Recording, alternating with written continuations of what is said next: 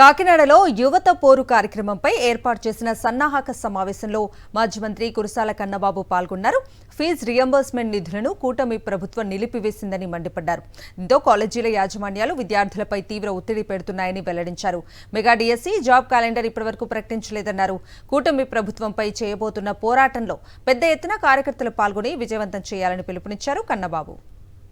ఈ నెల 12వ తేదీన వైఎస్ఆర్సీపీ యువత పేరిట ఒక కార్యక్రమాన్ని చేపట్టబోతూ ఉన్నాం.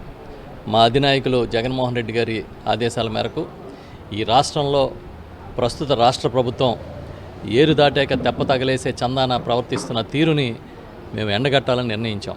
ఎందుకంటే జగన్మోహన్ రెడ్డి గారు గౌరవ ముఖ్యమంత్రిగా ఉన్నప్పుడు అంతకుముందు రాజశేఖర రెడ్డి గారు ప్రవేశపెట్టిన ఫీజు రియంబర్స్మెంట్ పథకాన్ని మరింత మెరుగుపరిచి అమలు చేసిన సంగతిని మనందరికీ తెలుసు.